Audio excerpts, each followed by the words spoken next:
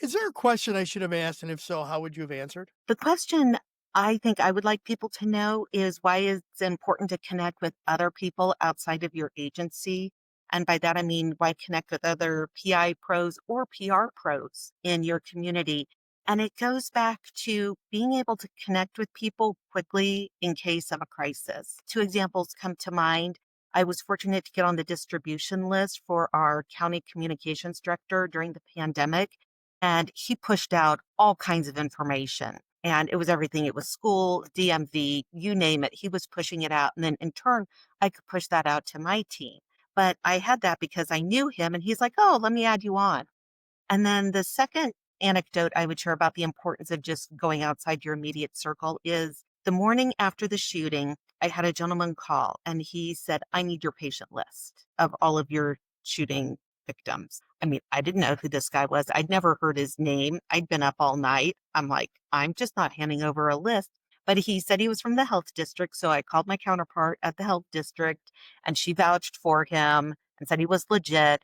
I'm like, okay, I can send him the list then.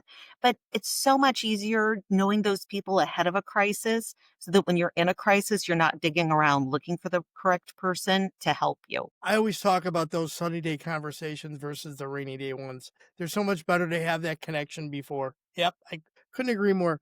Gretchen, let's lighten this up and let's go to some rapid fire questions, okay? I'm ready. All right, here we go. Phone call, voice memo, or FaceTime? What's your go-to for staying connected? Phone call. Streaming binge or weekend read? What's your ideal escape? Weekend read. Your morning ritual, a sunrise workout, quiet coffee, or the news scroll? Sunrise walk. What's your I've earned this indulgence after a tough week? I would say extra walks with my dogs.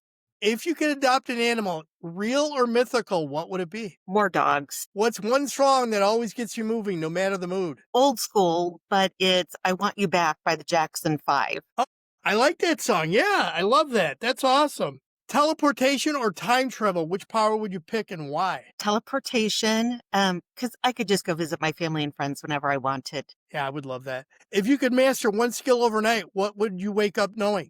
Multiple languages, able to speak them and understand them. That's always a good one, yeah. Play it safe or roll the dice. Play it safe. If you had 48 hours and no responsibilities, where would you go? I think I would be a tourist in my own town. I I don't like go down to the strip as often, and there's just so many cool things to do down there. What's your comfort zone activity that resets your brain?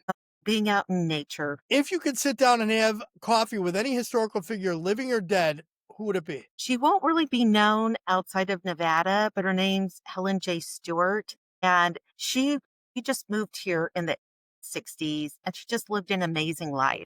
She was widowed with 4 kids and a baby on the way. She took over her ranch, became a businesswoman. She became the first postmaster of Las Vegas. She was just an amazing person and just the definition of resilient. Awesome.